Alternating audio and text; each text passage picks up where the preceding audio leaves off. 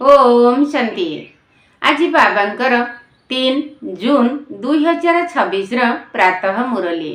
बाबा कहउछंती मीठे बच्चे बाबांक ठारू आशीर्वाद नेबाकु हेले सेवाधारी सुपुत्र संतान होई समस्तकु सुख दिय, काहाकु भी दुख दिय नाही। बाबांक ठारू आशीर्वाद नेबाकु हेले सेवाधारी सुपुत्र संतान होई समस्तकु सुख दिय, काहाकु भी दुख दिय नाही। प्रश्न, धर्मराजकर दंडरू मुक्त हेबा पई केउ ईश्वरीय नियम गुड़िक उपरे ध्यान देबाकु हेबो? धर्मराजंकर दंडरू मुक्त हेबा पई केउ ईश्वरीय नियम गुड़िक उपरे ध्यान देबाकु हेबो? उत्तर, केबे भी ईश्वरंक निकटरे प्रतिज्ञा करी तार अवज्ञा करिबा नाही, काहाकु भी दुख देबा नाही।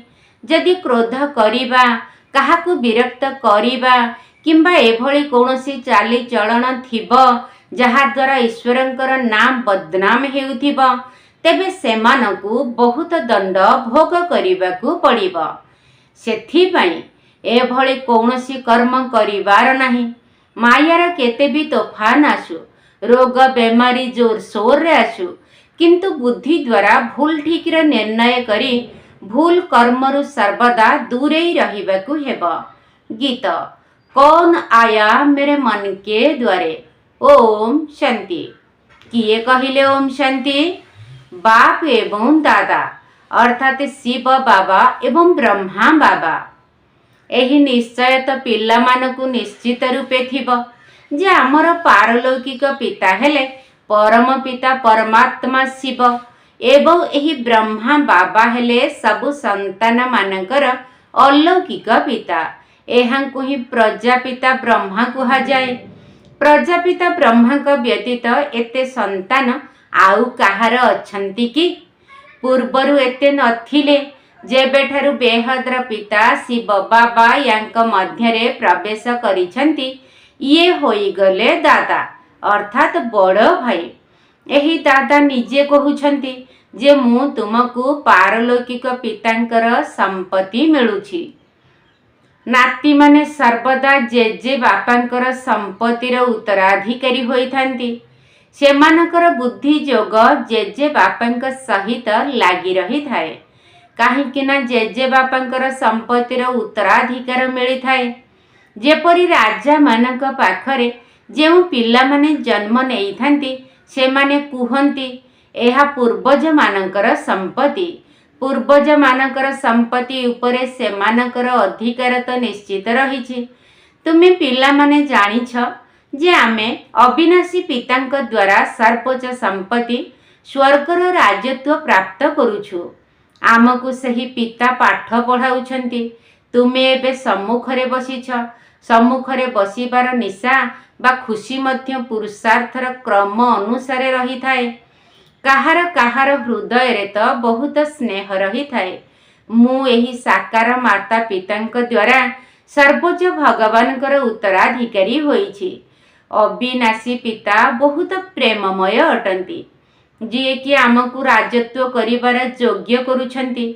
माया तो बिल्कुल ही अयोग्य करी देइछि। काली बाबांक सहित साक्षात पाई जने नव आगंतुक आसीथिले, किंतु सी कौन किछि बुझुतिले कि? बाबा बुझाई थिले जे एमाने समस्ते ब्रह्मा कुमार अटंती। तुमे मध्य ब्रह्माकर बा शिवंकर संतान अटना। सीए कहिले ताहा तो निश्चित, किंतु एकथा केवल शुणिबारु कहिदेले, किंतु मनरे विश्वास नथिला। तेणु हृदय स्पर्शी हेला नाही जे सतरे मु तांकर संतान। ये ब्रह्मा मध्य तांकर संतान, जी कि बाबांक ठारू संपत्ति नेउछंती। सेही भली एठारे मध्य केतेक संतान अछंती जेउ मानक बुद्धि रे बहुत कम विश्वास रहिछि। सेमानक पाखरे से भली खुशी सेही भली आत्मिक भाव देखा जाउ नाही। नचेत मन भितरे बहुत खुशीर पारद चढ़ी रहिबा उचित, ताहा चेहरा रे मध्य देखा जाई थाए। एबे आत्मा रूपी सजनी मानकर ज्ञानर श्रृंगार हेउछि। तुमे जानिछ आमे साजन शिव बाबांकर सजनी अटु। गोटे कृषक झीर कहानी रही ना। जड़े राजा कृषकर झील को नहीं आसिले, किंतु ताकू राजा घरे खुशी लगी नथिला। तेणु सेही झील को पुनर्बार तार ग्राम रे राजा छाड़ी दे आसिले। राजा कहिले तुमे राजा घरे रहिबा योग्य नुह। एठारे मध्य बाबा तुमर श्रृंगार करुछंती, जहा द्वारा तुमे भविष्यतरे महाराणी हेब। श्रीकृष्ण का पाई मध्य कहउछंती जे कन्या मानकू चोराई आनिथिले पाटराणी करिबा पाई, किंतु किछि भी बुझु नाहंती। कारण एठारे समस्ते हेले धर्म भ्रष्ट। भाबुछंती दुनिया तो एही भली चाली आसीछि, एहा स्वाभाविक। बहुत अछंती जेउ माने मंदिर अथवा धर्मस्थान मानकू जानती नहीं ना शास्त्र आदि को मानि थांती। सरकार मध्य धर्म को मानु नाहंती। भारत केउं धर्मर थिला, एबे केउं धर्मर अछि, बिल्कुल केही जानी नाहंती। एबे तुमे पिला माने दैवी कुलर अट, जेपरी सेमाने ख्रिस्टियन कुलर अटंती, सेही परी तुमे ब्राह्मण कुलर अट। बाबा कहउछंती प्रथमे पिला मानकू पतित शूद्ररु ब्राह्मण करुछि। पवित्र हेबा क्षणी तुमे 21 जन्म पाई दैवी संप्रदायर होई जीव, दैवी कोलकू चली जीव। पूर्वरु आसुरी कोलरे थिल, आसुरी कोलरु एबे तुमे ईश्वरीय कोलकू आसीछ।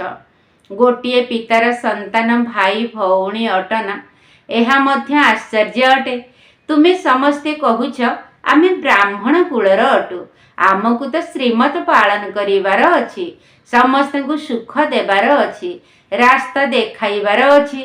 दुनिया रे केही भी नाहंती जे कहि पारिबो जे बेहद पितांक ठारू बेहदर संपत्ति किपरि निया जाई थाए। तुमको बेहदर पिता मिलिछंती, तुमे माने ही तांकर संतान होइछ। तुमे बुद्धि द्वारा जानुछ जे कल्प पूर्वरु जेउ माने बाबांक ठारू संपत्ति नेइथिबे सेही माने ही आसी नेबे। जदि टिकिए भी ज्ञान बुद्धि रे थिबो तेबे केबे ना केबे आसी पहुंची जिबे। आसीबे तो किछि ना किछि नेबा पाई ना। तुमे मध्य क्रम अनुसारे जानिछ, आजि पवित्र हेबा पाई आसीछंती, काली पुणी पतित होई जाउछंती, खराब संगरे आसी भूली जाउछंती। जे बाबांकर हेबा परे पुणी जदि बाबांकू छाड़ी देलु तेबे बहुत पापात्मा होई जिवो। जेपरी केही जदि काहाकू हत्या करि थांती तेबे पाप लागि थाए, सेही पाप मध्य अल्प। किंतु एठारे जेउ माने बाबांकर हेबा परे पुणी छाड़पत्र देउछंती, प्रतिज्ञा करी पुणी बिकारी होई जाउछंती, तेबे तांकू बहुत पाप लागि जाउछि। अज्ञान समय रे एते पाप लागि न थाए जेते ज्ञान रे आसीबा परे लागि थाए। अज्ञानी समय रे तो मनुष्य मानक भितरे क्रोध स्वाभाविक भावे थाए। एठारे जदि तुमे काहा उपरे क्रोध कल तेबे दंड 100 गुणा होई जाई थाए। बिल्कुल अधोगति प्राप्त करि थांती, काहेकि ना ईश्वरंकर आदेश मानु नाहंती। धर्मराजंकर निर्देश रहिछि, पवित्र हेबाकू पड़िबो। तुमे ईश्वरंकर होई जदि टिकिए भी तांकर आदेश रे अवज्ञा कल तेबे 100 गुणा दंड भोगिबाकू हेबो। रचयिता तो सेही जणे अटंती, ब्रह्मा विष्णु शंकर मध्य तांकर रचना अटंती, धर्मराज मध्य रचना अटंती। धर्मराजंकर रूप को मध्य बाबा साक्षात्कार कराई थांती, पुणी सेही समय प्रत्यक्ष रूपे देखाई थांती जे देख तुमे प्रतिज्ञा करिथिल, मु क्रोध करिबि नाही, काहाकू दुख देबि नाही, पुणी भी तुमे अमुक को दुख देइछ, विरक्त करिछ, एबे दंड भोग कर। साक्षात्कार बिना काहाकू दंड दिया जाए नाही, प्रमाण तो दरकार ना। सीए मध्य जानी पारंती जे निश्चित भावरे मु बाबांकू छाड़ी एही भली कर्म करिछि। बदनामी कराइबा द्वारा बहुतंक उपरे विपद आसी जाई थाए। केते माता मानक पई बंधन आसी जाई थाए। समस्त दंड बदनाम कराइथिबा आत्मा को ऊपर को आसी जाए। सेथि पई बाबा कहउछंती अधिक पापात्मा देखिबार अछि तेबे एही ठारे देख। धोबा पाखरे जेते बेले बहुत मैला पुरुणा कपड़ा थाए ତେବେ ସେଗୁଡ଼ିକୁ କାଚିବା ଦ୍ୱାରା ଫାଟି ଯାଇଥାଏ। ସେହିପରି ଏଠାରେ ମଧ୍ୟ ଶ୍ରୀମତକୁ ପାଳନ କରି ନ ପାରିଲେ ଚାଲି ଯାଇଥାନ୍ତି। ଈଶ୍ୱରଙ୍କ କୋଳକୁ ଆସି ଯଦି ସିଧାସଳଖ ତାଙ୍କର ଅବଜ୍ଞା କଲ ତେବେ ଦଣ୍ଡ ଭୋଗ କରିବାକୁ ପଡ଼ିବ। ଯେଉଁ ମୁଖ୍ୟ ବ୍ରାହ୍ମଣ ଆତ୍ମାମାନଙ୍କୁ ମଧୁବନକୁ ନେଇ ଆସୁଛନ୍ତି ତାଙ୍କ ଉପରେ ବହୁତ ବଡ଼ ଗୁରୁ ଦାୟିତ୍ୱ ଅଛି। ଜଣେ ବି ଯଦି ହାତ ଛାଡ଼ିଦେଲା, ବିକାରୀ ହେଲା, ତେବେ ତାର ପାପ ସାଥିରେ ଆଣିଥିବା ବ୍ରାହ୍ମଣୀଙ୍କ ଉପରକୁ ଆସିଯିବ। ଏଭଳି କାହାକୁ ବି ଇନ୍ଦ୍ରସଭା ଅର୍ଥାତ୍ ବାପ ଦାଦାଙ୍କର ମିଳନର ସଭାକୁ ଆଣିବା ଉଚିତ ନୁହେଁ। ନୀଲମ ପରି ପୁଖରାଜ ପରୀଙ୍କର କାହାଣୀ ମଧ୍ୟ ଅଛି ନା। ଇନ୍ଦ୍ରସଭାକୁ କେହି ପତିତ ଆତ୍ମାକୁ ଲୁଚାଇ ନେଇ ଆସିଥିଲେ ଏବଂ ଇନ୍ଦ୍ରସଭାରେ ତାର ଆସୁରୀ ଗୁଣର ଦୁର୍ଗନ୍ଧ ଆସିବାରୁ ନେଇ ଆସିଥିବା ପରୀକୁ ଦଣ୍ଡ ମିଳିଥିଲା। ଏହିଭଳି କିଛି କାହାଣୀ ରହିଛି। ସେହି ପରୀ ପଥର ହୋଇଗଲା। ବାବା ପାରସନାଥ କରୁଛନ୍ତି, ପୁଣି ଯଦି ତାଙ୍କର ଅବଜ୍ଞା କରନ୍ତି ତେବେ ପଥର ହୋଇଯାଇଥାନ୍ତି। ରାଜତ୍ୱ ପ୍ରାପ୍ତ କରିବାର ସୌଭାଗ୍ୟ ହରାଇ ଦେଇଥାନ୍ତି। ଧରିନିଅ କେହି ଗରିବ ପିଲା ରାଜାଙ୍କର କୋଳକୁ ଯାଇ ଯଦି ଅଯୋଗ୍ୟ ହୋଇଯାଏ ଆଉ ରାଜା ତାଙ୍କୁ ତ୍ୟାଗ କରି ଦିଅନ୍ତି, ତେବେ ଅବସ୍ଥା କ'ଣ ହେବ? ପୁଣି ଯେଉଁ କାଙ୍ଗାଳ ଥିଲା ସେହି କାଙ୍ଗାଳ ହୋଇଯିବ। ଏଠାରେ ମଧ୍ୟ ସେହିପରି ଆହୁରି ବହୁତ ଦୁଃଖର ଅନୁଭବ ହେବ। ସେଥିପାଇଁ ବାବା କହୁଛନ୍ତି କେବେ ବି କୌଣସି ଅବଜ୍ଞା କର ନାହିଁ। ବାବା ହେଲେ ସାଧାରଣ, ସେଥିପାଇଁ ଶିବ ବାବାଙ୍କୁ ଭୁଲି ସାକାର ଆଡ଼କୁ ବୁଦ୍ଧି ଆସି ଯାଉଛି। ଏବେ ପିଲାମାନଙ୍କୁ ଶ୍ରୀମତ ମିଳୁଛି। ଯେଉଁମାନେ ବିକାରୀ ପତିତ ହୋଇଯାଇଥାନ୍ତି ସେମାନେ ଆଉ ଇନ୍ଦ୍ରସଭାରେ ବସିପାରିବେ ନାହିଁ। ପ୍ରତ୍ୟେକ ସେବା କେନ୍ଦ୍ର ଇନ୍ଦ୍ରପ୍ରସ୍ଥ ଅଟେ, ଯେଉଁଠାରେ ଜ୍ଞାନର ବର୍ଷା ହେଉଛି। ନୀଲମ ପରି ପୁଖରାଜ ପରି ନାମ ତ ରହିଛି ନା। ନୀଲମ ରତ୍ନକୁ କୁହାଯାଏ। ଏହି ନାମ ପିଲାମାନଙ୍କ ଉପରେ ରଖାଯାଇଥାଏ। କେହି ତ ବହୁତ ଭଲ, ଯେମିତିକି ରତ୍ନ ଅଟନ୍ତି, କୌଣସି ଦାଗ ନାହିଁ। ସ୍ଥୂଳ ହୀରା ନୀଳାରେ ମଧ୍ୟ ଦାଗ ଲାଗିଥାଏ। କେହି ଏକଦମ ଶୁଦ୍ଧ ଥାନ୍ତି। ଏଠାରେ ମଧ୍ୟ କ୍ରମ ଅନୁସାରେ ପିଲାମାନେ ଅଛନ୍ତି। କେହି କେହି ଆତ୍ମା ରୂପୀ ରତ୍ନ ବହୁତ ମୂଲ୍ୟବାନ ଅଟନ୍ତି, ବହୁତ ଭଲ ସେବା କରୁଛନ୍ତି। ଆଉ କେହି ତ ସେବା ପରିବର୍ତ୍ତେ ଅପସେବା କରୁଛନ୍ତି। ଗୋଲାପ ଫୁଲ ଏବଂ ଅରଖ ଫୁଲ ଭିତରେ ମଧ୍ୟ କେତେ ପାର୍ଥକ୍ୟ ରହିଛି। ଶିବଙ୍କ ଉପରେ ଉଭୟ ଚଢ଼ିଥାନ୍ତି। ଏବେ ତୁମେ ଜାଣିଗଲଣି ଆମ ଭିତରେ କିଏ କିଏ କେଉଁ ଫୁଲ ଅଟନ୍ତି। ସେହିମାନଙ୍କୁ ସମସ୍ତେ ନିଜ ପାଖକୁ ଆସିବା ପାଇଁ ନିମନ୍ତ୍ରଣ କରିଥାନ୍ତି। ବାବା ଆମ ପାଖକୁ ଭଲ ଭଲ ଫୁଲମାନଙ୍କୁ ପଠାନ୍ତୁ। ତେବେ ଭଲ ଭଲ ଫୁଲ ଏତେ କେଉଁଠୁ ଆସିବ? ରତନ ଜ୍ୟୋତି ଫୁଲ ତ ସବୁଆଡ଼େ ଥାଏ। ଏହା ବଗିଚା ଅଟେ ନା। ତୁମେମାନେ ଜ୍ଞାନ ଗଙ୍ଗା ମଧ୍ୟ ଅଟ। ବାବା ତ ସାଗର ଅଟନ୍ତି ନା। ଇଏ ବ୍ରହ୍ମା ହେଲେ ବ୍ରହ୍ମପୁତ୍ରା ନଦୀ ସବୁଠାରୁ ବଡ଼ ନଦୀ ଅଟନ୍ତି। କଲିକତାରେ ବ୍ରହ୍ମପୁତ୍ରା ନଦୀ ବହୁତ ବଡ଼, ଯେଉଁଠି ସାଗର ଏବଂ ନଦୀର ବହୁତ ବଡ଼ ମେଳା ଲାଗିଥାଏ। ବାବା ନିଶ୍ଚିତ ଭାବରେ ଜ୍ଞାନର ସାଗର ଅଟନ୍ତି। ଇଏ ତ ଚୈତନ୍ୟ ସାଗର ଅଟନ୍ତି। ତୁମେମାନେ ମଧ୍ୟ ଚୈତନ୍ୟ ଜ୍ଞାନର ନଦୀ ଅଟ। ତାହା ତ ହେଲା ପାଣିର ଗଙ୍ଗା। ବାସ୍ତବରେ ନଦୀମାନଙ୍କର ନାମ ରଖାଯାଇଛି, କିନ୍ତୁ ଆସୁରୀ ସମ୍ପ୍ରଦାୟ ଏକଥା ମଧ୍ୟ ଭୁଲି ଯାଇଛନ୍ତି। ହରିଦ୍ୱାରରେ ଗଙ୍ଗା କୂଳରେ ଚତୁର୍ଭୁଜଙ୍କର ଚିତ୍ର ଦେଖାଇଛନ୍ତି। ତାଙ୍କୁ ମଧ୍ୟ ଗଙ୍ଗା କହୁଛନ୍ତି, କିନ୍ତୁ ମନୁଷ୍ୟ ଜାଣିନାହାନ୍ତି ଯେ ଏହି ଚତୁର୍ଭୁଜ କିଏ। ନିଶ୍ଚିତ ଭାବରେ ବର୍ତ୍ତମାନ ତୁମେ ସ୍ୱଦର୍ଶନ ଚକ୍ରଧାରୀ ହେଉଛ। ତୁମେମାନେ ହେଲ ପ୍ରକୃତ ଜ୍ଞାନ ନଦୀ। ସେଗୁଡ଼ିକ ହେଲେ ପାଣିର ନଦୀ। ସେଠାକୁ ଯାଇ ସ୍ନାନ କରୁଛନ୍ତି, କିଛି ବି ବୁଝି ନାହାନ୍ତି। ବାସ୍ ଭାବୁଛନ୍ତି ଦେବୀ ଅଟନ୍ତି। ମନୁଷ୍ୟଙ୍କର ତ କେବେ 4, 8 ଭୁଜା ନଥାଏ। ଏହାର ଅର୍ଥ କିଛି ବି ଜାଣିନାହାନ୍ତି। ତୁମେ ପିଲାମାନେ ଜାଣିଛ ବାବା ଆମକୁ କେତେ ଶ୍ରେଷ୍ଠ କରୁଛନ୍ତି। ଆମେ ତ 100% ନିର୍ବୋଧ ଥିଲୁ। ବାବାଙ୍କ କୋଳକୁ ଆସିବା ଦ୍ୱାରା ଆମେ ସ୍ୱର୍ଗର ମାଲିକ ହେଉଛୁ। ଯଦିଓ ଏଠାରେ କେହି ରାଜା ହୋଇଥାନ୍ତି, କିନ୍ତୁ ସ୍ୱର୍ଗର ସୁଖ ଏବଂ ବର୍ତ୍ତମାନର ସୁଖ ଭିତରେ ରାତି ଦିନର ପାର୍ଥକ୍ୟ ରହିଛି।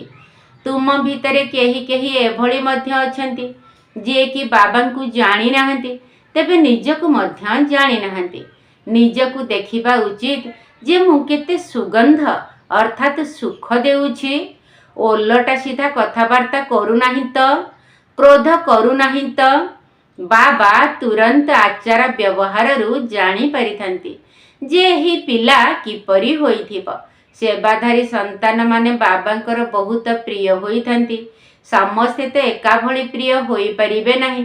एही भली पिला मानक पई मन भितरु आपे आपे आशीर्वाद बाहरी थाए। जदि कौनसी लौकिक पितांकर अवज्ञाकारी संतान थांती तेबे पिता कहिथांती एभली संतान नथिले भल होइथांता। केते नाम बदनाम करूछंती। एहाकु कुहा जाए भाग्य। कहा भाग्य रे कौन अछि तुरंत जना पड़ी जाए। बाबा बुझाउछंती ये सुपुत्र संतान सीए कुपुत्र संतान। जदि बाप दादा को चिन्हि पारिला नाही, भाग्य रे संपत्ति नेबार नाही, तेबे कौन करा जीव। एही ज्ञान मार्ग रे नियम बहुत कड़ा। जदि बापा पवित्र होइथांती एवं पुओ पवित्र होई न थाए तेबे सही पुओ संपत्तिर अधिकारी होई परिबो नाही। ताकु पुत्र बोली मने करा जीव नाही। पुणी कहिबे मु तो शिव बाबा को निजर उत्तराधिकारी करिबे। बाबा 21 जन्म पाई मोते तार प्रतिदान देवे। किंतु एहार अर्थ एहा नुहे जे बाबांक पाखरे आसी बसी जीवार अछि ना। गृहस्थ व्यवहार रे रही समस्तंकु संभाळिबाकु मध्य पड़िबो, किंतु ट्रस्टी बा निमित्त होई रहिबाकु पड़िबो। एमिति नुहे जे तुम पिला छुआंकु बाबा संभाळिबे ना। एही भली भाबुथिबा आत्मा भ्रमित होई जाइथांती। एठारे बाबांक पाखरे तो बिल्कुल आत्मा पवित्र दरकार। अपवित्र केही भी बसी पारिबो नाही, नचेत पत्थर बुद्धि होई जिबे। बाबा कौनसी अभिशाप देउ नाहंती। एहा तो एक नियम। बाबा कहउछंती सावधान मध्य करिबाकु हेबो। कर्मेंद्रिय गुड़िक द्वारा जदि कौनसी पाप कर्म कल तेबे बहुत दंड भोगिब। बहुत उच्च लक्ष्य। जदि बाबांकर संतान हेल तेबे सबु विकार रूपी रोग बाहरिब, किंतु डरिबार नाही। वैद्य माने मध्य कही थांती ना, अमुक औषध द्वारा तुमर रोग सब बाहर को बाहरी आसीब, किंतु तुमे डर नाही। बाबा निजे कहउछंती तुमे जदि बाबांकर हेब तेबे माया रावण तुमको बहुत हैरान करिब, बहुत विघ्न पकाइब। एबे तुमको भूल ठीक र ज्ञान मिलिछि, आउ कहार भूल ठीक र बुद्धि नाही। समस्तंकर हला विनाश काल रे विपरीत बुद्धि। तुम भितरे मध्य पुरुषार्थर क्रम अनुसारे प्रीति बुद्धि युक्त आत्मा अछंती। प्रीति बुद्धि युक्त आत्मा बाबांकर सेवा बहुत भल भावरे करिवे। अच्छा, मीठा मीठा सिकिल दे संतान मानक प्रति माता पिता बाप दादांकर मधुर स्नेह संपन्न शुभेच्छा एवं सुप्रभात। आत्मिक पितांकर आत्मिक संतान मानकु नमस्ते। आम आत्मिक संतान मानकर आत्मिक बाप दादांकु नमस्ते नमस्ते नमस्ते एवं सुप्रभात। धारण पाई मुख्य सार। प्रथम पॉइंट, ईश्वरंकर संतान होई टिकिए भी तांकर आज्ञा अवज्ञा करिवार नाही।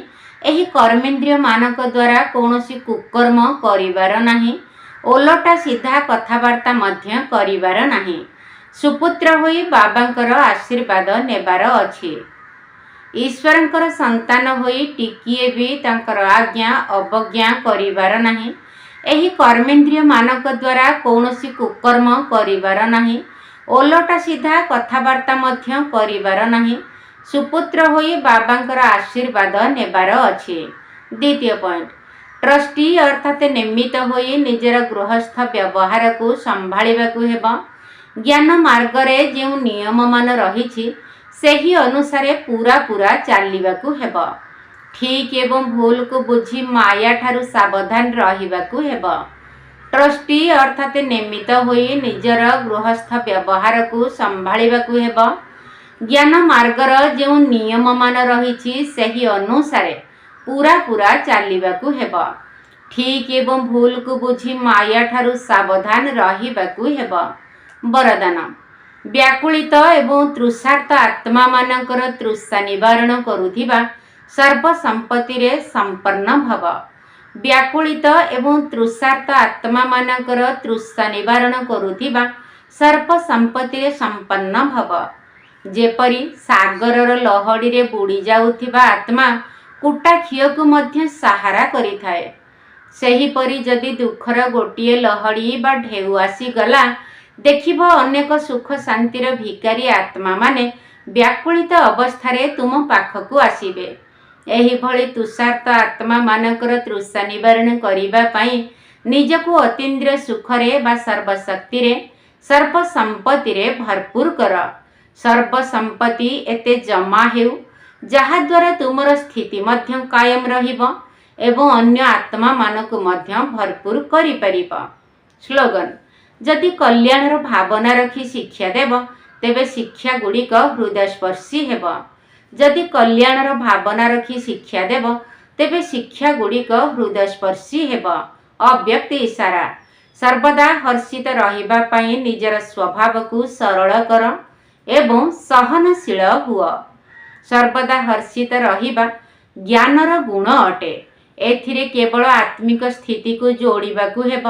हर्षित पणियार संस्कार मध्य एक वरदान अटे जहाँकि समय अनुसारे बहुत सहयोग देइथाए। जेउ माने निजे सर्वदा हर्षित रहिथांती सेमाने सबु प्रकारर मनोस्थिति बालांकु हर्षित करि देइथांती। सरल स्वभाव बाला आत्मा निजर खुशी बासिया हर्षित चेहरा द्वारा गंभीर वातावरण को मध्य हालुका करी देइथांती। अच्छा, ओम शांति। निराकार शिव पिता पतित पावन उद्धार करुछ आसी पतित जन।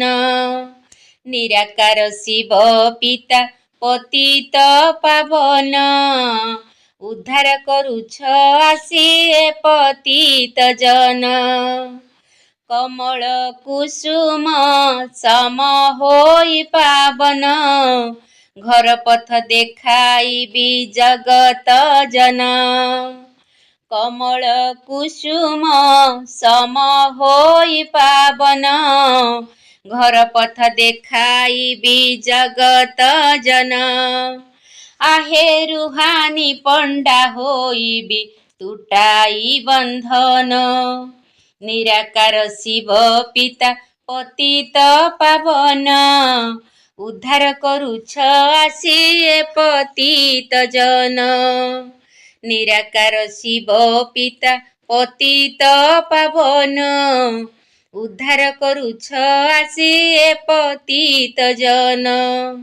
सर्व आत्मा पिता शिव परमात्मा ए धरारे अवतरी ज्ञानर श्रृंगारे आत्मा को सजाई करुछ सरग परी।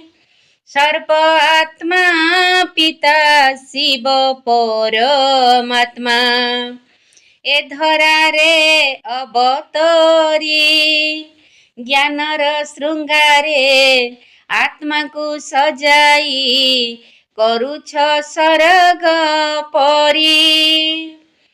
भिकारी रुहेबी राजकुमार फेसन सौक करिबी दूर। भिकारी रुहेबी राजकुमार फेसन सौक करिबी दूर। आहे जोग जात्रा रे रहिबी भूली देह भान। निराकार शिव पिता पतित पावन उद्धार करुछ आसी पतित जन। निराकार शिव पिता पतित पावन उद्धार करुछ आसी पतित जन। तुम पाठ पढ़ी देवता होइबी आत्मिक सेवा करिबी सरग दुनिया स्थापना कार्य रे सदा सहयोगी हेबी। ତୁମ ପାଠ ପଢ଼ି ଦେବତା ହୋଇବି, ଆତ୍ମିକ ସେବା କରିବି, ସରଗ ଦୁନିଆ ସ୍ଥାପନା କାର୍ଯ୍ୟରେ ସଦା ସହଯୋଗୀ ହେବି। ସେବା ସମ୍ବନ୍ଧରେ ବାଳକ ହୋଇବି, ନିଜ ପୁରୁଷାର୍ଥେ ମାଲିକ ମୁଁ ହେବି। ସେବା ସମ୍ବନ୍ଧରେ ବାଳକ ହୋଇବି, ନିଜ ପୁରୁଷାର୍ଥେ ମୁଁ ମାଲିକ ହେବି। ଆହେ କହିବା କରିବା ମୋର କରିବି ସମାନ, ନିରାକାର ଶିବ ପିତା ପତିତ ପାବନ, ଉଦ୍ଧାର କରୁଛ ଆସି ଏ ପତିତ ଜନ। କମଳ କୁସୁମ ସମ ହୋଇ ପାବନ, ଘର ପଥ ଦେଖାଇବି ଜଗତ ଜନ। କମଳ କୁସୁମ ସମ ହୋଇ ପାବନ, ଘର ପଥ ଦେଖାଇବି ଜଗତ ଜନ। ଆହେ ରୁହାନି ପଣ୍ଡା ହୋଇବି ତୁଟାଇ ବନ୍ଧନ, ନିରାକାର ଶିବ ପିତା ପତିତ ପାବନ, ଉଦ୍ଧାର କରୁଛ ଆସି ଏ ପତିତ ଜନ।